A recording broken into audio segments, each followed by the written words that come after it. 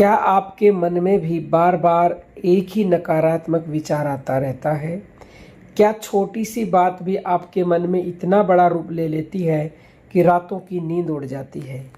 क्या आप हर समय भविष्य की चिंता, असफलता का डर या बीमारी की कल्पना करते रहते हैं? यदि हाँ, आपका उत्तर है तो यह वीडियो आपके लिए है। आज हम जानेंगे कि मन में उठने वाले नकारात्मक विचारों का चक्र कैसे टूट सकता है।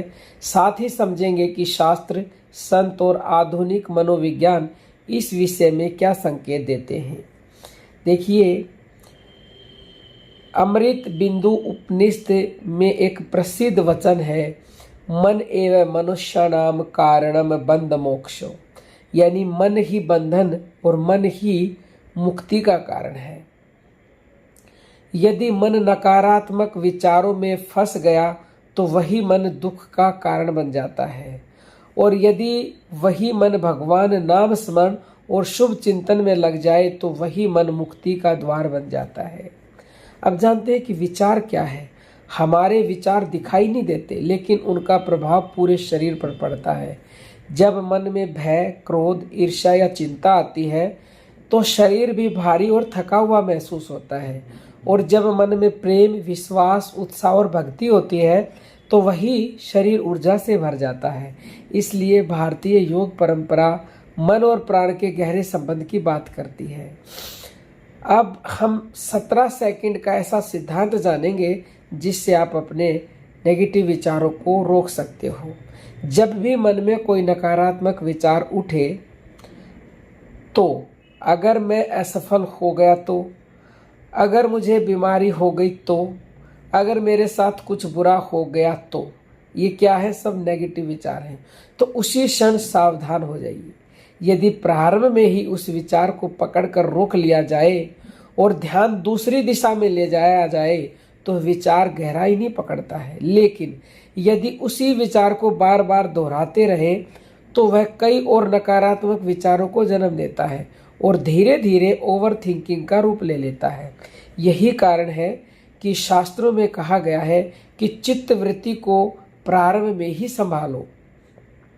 बचपन से हम अक्सर ऐसी बातें सुनते हैं, कहीं गिर मत जाना, कहीं फेल मत हो जाना, कहीं बीमारी न लग जाए, कहीं लोग क्या कहेंगे।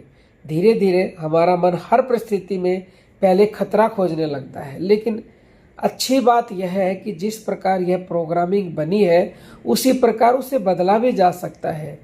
भगवत गीता कहती है, यानी कि भगवत गीता में भगवान श्री कृष्ण अर्जुन से कहते हैं कि मन चंचल अवश्य है, लेकिन अभ्यास और वैराग्य से उसे वश में किया जा सकता है। अध्याय 6 के श्लोक नंबर 35 में यह कहा है। यह कोई एक दिन का कार्य नहीं है, प्रतिदिन अभ्यास करना होगा। संतों का अनुभव है कि मन के हारे हार है और मन के जीते जीत, और कहे कबीर हरि पाइये मन के ही प्रतीत, यानी सबसे पहले मन को जीतिए। संतों ने बार बार कहा है कि जब मन बार बार भटकने लगे तो उसे प्रेम से भगवान के नाम में लगा दीजिए। श्री रामकृष्ण परमहंस भी कहा करते थे कि जिस मन को संसार बार बार खींच लेता है उसी मन को बार बार ईश्वर की ओर लौटा दो, यही साधना है। एक नकारात्मक विचार अकेला नहीं रहता, वह दूसरे विचारों को बुलाता है, फिर तीसरे को, फिर चौथे को।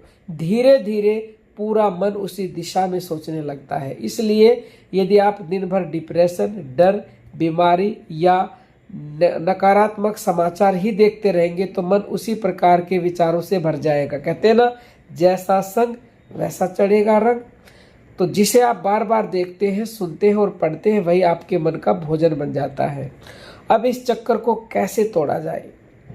पहला उपाय है सांस पर ध्यान देना। जब भी मन तेजी से भागे तुरंत अपनी सांस को देखना शुरू करें।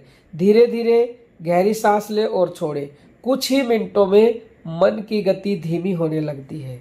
दूसरा उपाय है नाम जप। वाणी से बोल सकते हो, जैसे कि बहुत से लोग, कोई राम को मानता है, कोई राधा को मानता है, कोई कृष्ण को, तो वाणी से जोर जोर से नाम को बोलिएगा। तीसरा उपाय है सत्संग। जैसा संग वैसा रंग, पहले भी बताया।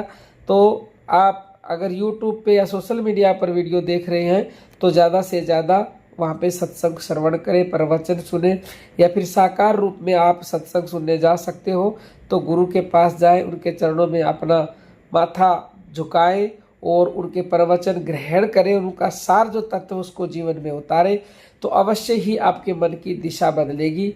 और चौथा उपाय जो बता रहे हैं वो 21 दिन का अभ्यास है। किसी भी नई अच्छी आदत को मजबूत होने में समय लगता है, इसलिए कम से कम 21 दिन नियमित रूप से सांस पर ध्यान लगाएं।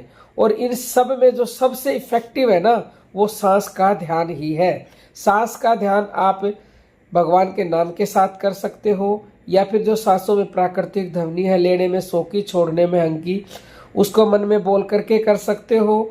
और देखो, सत्संग सुनना यानी कि श्रवण भक्ति करना, ये तो सबके लिए अनिवार्य होता है। और आप हमेशा पॉजिटिव सोचें, कभी भी नेगेटिव नहीं सोचना है। आपके साथ यदि बुरा भी हो जाए तो भी आपको ये सोचना है कि इसी में मेरी कुछ ना कुछ भलाई होगी, तभी ईश्वर ने ऐसा किया है। तो आपका मन जो है नेगेटिव थिंकिंग से बाहर निकलेगा और आप डिप्रेशन में जाने से बच जाओगे। तो धीरे धीरे मन नई दिशा स्वीकार करने लगता है। एक छोटा सा अभ्यास करें, आज से एक नियम बनाएं, जैसे ही कोई नकारात्मक विचार आए रुकिए, 3 गहरी सांस लीजिए, अपने इष्ट का नाम 21 बार लीजिए और फिर अपने काम में लग जाइए। बार बार ऐसा करने से मन की पुरानी आदत कमज़ोर पड़ने लगेगी। और यदि आप निरंतरता से सांसों का ध्यान हर रोज़ कर रहे हैं तो नेगेटिव विचार आ ही नहीं सकते। ये हमारे संतों का प्रैक्टिकल है, हमारा प्रैक्टिकल है। तो ये केवल 17 सेकंड का प्रयोग है। जैसा अभी बताया कि आप के मन में कोई विचार आए तो 21 बार आपको जो है लंबी गहरी सांसें लेनी। इष्ट का नाम ना भी लेंगे तो भी चलेगा 21 बार श्वास लेने से, क्योंकि सांस ही भगवान है, श्वास ही इष्ट है, श्वास ही गुरु है। तो श्वास को ही आप सब कुछ मान करके 21 बार सांस ले और छोड़े तो तुरंत जो है आपका मन रुक जाएगा। तो हमेशा याद रखिए, विचारों को बल हम देते हैं, जिस विचार को बार बार दोहराते हैं वही हमारे जीवन का अनुभव बन जाता है। इसलिए मन को डर से नहीं, नाम से भरिए, चिंता से नहीं, श्रद्धा से भरिए, और नकारात्मकता से नहीं, सत्संग और साधना से भरिए। भगवान श्री कृष्ण का वचन है कि अभ्यास से मन अवश्य बदलता है। यदि आप प्रतिदिन थोड़ा सा समय अपने मन के लिए देंगे तो धीरे धीरे ओवर थिंकिंग कम होगी, मन शांत होगा और जीवन में आनंद, विश्वास तथा आध्यात्मिक शक्ति का अनुभव होने लगेगा। देखिए, जो हमने बताया 17 सेकंड, 17 नहीं तो आप 21 सेकंड मान लो। 21 सेकंड में 21 सांसें आप ले सकते हो और छोड़ सकते हो। और देखिए, प्रॉपर आराम के लिए, यानी कि हमेशा के लिए आप चाहते हो कि नेगेटिव विचार आपके मन में आए ही नहीं, तो आपको निरंतर सांसों का ध्यान करना होगा, भगवान नाम को कस के पकड़ना होगा। और कभी कभार यदि नेगेटिव विचार आ गया तो आप 21 बार सांस ले और छोड़े, तुरंत 21 बार 21 सेकंड में ही, यानी कि आपका मन शांत होगा और आपको हमेशा के लिए नेगेटिव विचारों से छुटकारा मिलने लगेगा। तो इस वीडियो को ज़रूरतमंद के पास शेयर करें, क्योंकि आज ये डिप्रेशन नाम की जो बीमारी है ये हर इंसान के पास है, किसी के पास कम, किसी के पास ज़्यादा। तो हो सकता है आपकी इस वीडियो शेयर करने से वो डिप्रेशन से बाहर आ जाए और उसकी ज़िंदगी बच जाए। ये परम सेवा का कार्य है। यहाँ अब हम अपनी वाणी को विराम देते हैं। जय जय श्री राम।